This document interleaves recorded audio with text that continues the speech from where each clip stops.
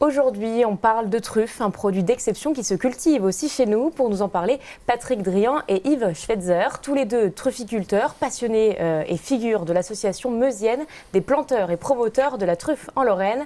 Et le 21 décembre, à Boncourt-sur-Meuse, ils organisent un marché pour permettre aux curieux et aux passionnés de découvrir les produits locaux. Bonjour Patrick. Bonjour. Bonjour Yves. Bonjour. Merci d'être avec nous. Alors Patrick, premièrement, qu'est-ce qui vous a donné envie de vous tourner vers la truffe et de vous lancer, vous engager aussi fortement ? C'est une passion et puis le désir de découvrir comment cultiver la truffe, comment on la travaille, comment on la cuisine et surtout comment on la déguste. C'est venu quand, cette passion ? Cette passion, elle est venue il y a 35-40 ans à peu près. Donc vous êtes aujourd'hui un fin connaisseur de la truffe. Aujourd'hui, je connais assez bien la truffe. Alors justement, vous avez apporté des truffes, on les voit. Yves, vous, c'est pareil, vous venez à la base du monde de la gastronomie. Qu'est-ce qui, selon vous, rend la truffe, à la truffe une image de luxe, mais qui pourtant fait que c'est un champignon qui est tout de même accessible en cuisine ? Son parfum et tous ses arômes, puisqu'il y a plusieurs sortes de truffes et chaque truffe a un parfum différent. Celle-ci, typiquement, comment vous pourriez la présenter à quelqu'un qui ne connaît pas la truffe ? Bon, celle-ci, c'est Tuberacinatum. C'est appelé couramment truffe de Bourgogne. Elle a des arômes de sous-bois, de noisettes, des arômes assez fins. Justement, cette truffe, Patrick, c'est vous qui l'avez ramenée et vous Oui. nous prouvez avec cette truffe que la truffe n'est pas forcément cultivée dans le sud de la France, comme beaucoup aiment à y penser. C'est une truffe qui vient du Grand Est et vous en êtes fiers. C'est une truffe qui vient du Grand Est, qui vient de Haute-Marne, parce que aussi j'habite en Haute-Marne. J'ai la truffière également de Boncourt-sur-Meuse, on en reparlera.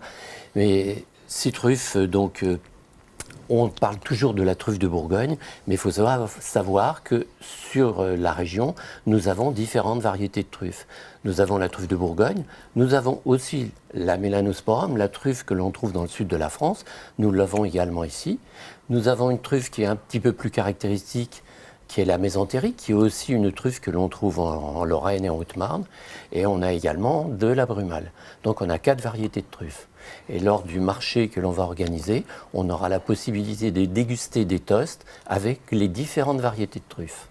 Alors justement, parlons-en rapidement. À Boncourt-sur-Meuse, vous êtes installé là-bas et vous avez une truffière expérimentale. Concrètement, qu'est-ce que c'est ? Qu'est-ce que vous y faites ? C'est une truffière qui a été créée il y a déjà pas mal d'années, une trentaine d'années. Cette truffière a servi aux chercheurs de l'INRA notamment à faire des tests sur les plantations et sur la truffe. Cette truffière donc a été par un moment abandonnée, je suis en train de la remettre en état. Voilà. Yves, aujourd'hui, on le disait, beaucoup de personnes ont des a priori sur la truffe. Comment on peut la rendre plus accessible au grand public, cette truffe ? Eh bien, il faut la faire goûter, mais pour la faire goûter, il faut partir d'en bas. C'est-à-dire, on va, avec cette truffe de Bourgogne, on va faire un beurre de truffe. On va le tartiner sur un toast légèrement tiède. On va mettre une rondelle de truffe, quelques grains de fleur de sel, et c'est en commençant à la goûter crue comme ça, qu'on va commencer à apprécier la truffe. Parce que si on commence compliqué, ça ne marche pas. Pour aller plus compliqué, qu'est-ce que vous proposez ? Peut-être, alors, compliqué pour la travailler. Compliqué quand on commence à la travailler chaude. Chaude, comment on apprend à gérer justement la truffe chaude ? Quels sont vos conseils pour cuisiner la truffe chaude ? C'est tout un... Tout un art. C'est tout un art, hein, tout un problème de recherche. À chaque fois, il y a un pourcentage à respecter. Avec ces truffes, il y a toujours quelque chose à préparer la veille pour cuisiner le lendemain. Si on travaille le jour même, ça ne fonctionne pas. Il faut arriver dans la cuisine à piéger les arômes dans de la matière grasse animale et pas végétale. Donc la crème, le beurre, etc. Et le lendemain, on peut travailler avec cette crème, garder les truffes, terminer une sauce, les additionner à la fin quand la sauce est. Et là, on a tout le parfum qui est dans le plat. Et justement, ce parfum, on le sent aussi à l'odeur. Hein. Grasse, à la matière grasse, pas la truffe par elle-même, à la matière grasse dont la truffe a pris contact, a absorbé les arômes. Alors justement, ces conseils, vous les expliquez dans différents livres, on en a un là sous les yeux. Qu'est-ce qui vous passionne autant dans le fait de raconter la truffe? Ben, moi, c'est la cuisine. Alors, ce que j'aime, c'est quand on vient de caver, sortir une truffe de terre, le chien l'a marquée, il la donne ou il la donne pas, on va la chercher tout seul, on la sent pour voir son état de maturité. Et moi, ce que je veux retrouver dans la recette, c'est le même parfum que quand j'ai sorti de terre. Et ça, c'est ce qui est le plus difficile à obtenir. Voilà, à 20 ans de recherche. 20 ans de recherche pour avoir ces idées-là. Vous faites tous les deux partie, donc je le disais, d'une association qui promouvoit cette truffe de Lorraine en tant que président, vice-président. Oui. Pourquoi c'est aujourd'hui essentiel de transmettre tout ça ?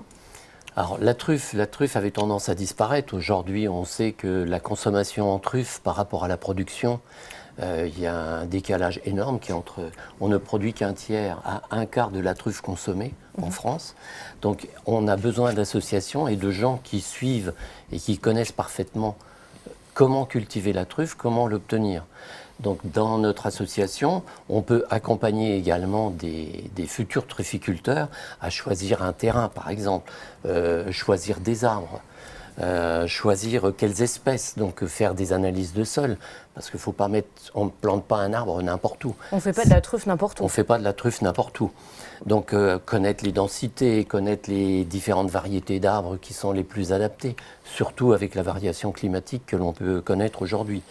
Après, il y a le travail du sol, il y a l'entretien de la truffière, il y a comment récolter les truffes. Donc, l'association fait partie aussi d'associations du Grand Est et qui nous permet de faire des formations. Et nous accueillons aussi à la Maison de la Truffe, on va accueillir et on a déjà accueilli des formations pour former des gens à la trufficulture.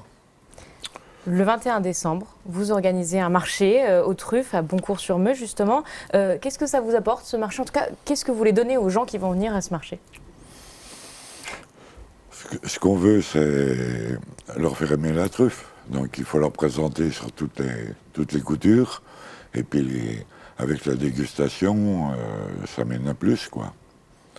Qu'est-ce qu'on va retrouver concrètement sur ce marché ? Alors sur ce marché, donc, il va y avoir des brouillades qui vont être faites par Yves notamment. Ensuite, on aura également différents tasses avec différentes variétés de truffes, donc on va pouvoir aussi déguster. On pourra également visiter la truffière expérimentale et nous allons faire aussi des démonstrations de cavage avec le chien. Comment on fait pour entraîner le chien, pour ramasser des truffes, etc. Donc les gens ont le plaisir de voir comment on récolte des truffes.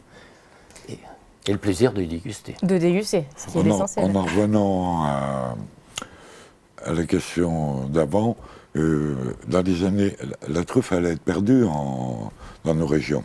Dans les années 60, il y avait de la truffe partout, partout, partout. Et c'est quoi? C'est le prix qui a fait que... Non, on n'en parlait pas. On n'en parlait pas. Ça a été remis au goût du jour dans les années 70 par deux personnes de Boncourt-sur-Meuse, en plus, qui ont remis qui ont planté, qui ont relancé tout et ça. puis qui ont relancé tout ça, ils ont fait des conférences et tout, et puis petit à petit, mais ça met du temps, hein, parce que on est quand même en 2025. Hein. Il faut que ça revienne au fur et à mesure. Aujourd'hui, vous portez un petit peu ce drapeau-là de faire revivre la truffe et de la faire réaimer par tout le monde. Voilà. Ouais. Eh bien, écoutez, merci d'avoir été avec nous. Le rendez-vous est noté, c'est donc le 21 décembre à Boncourt-sur-Meuse. Merci.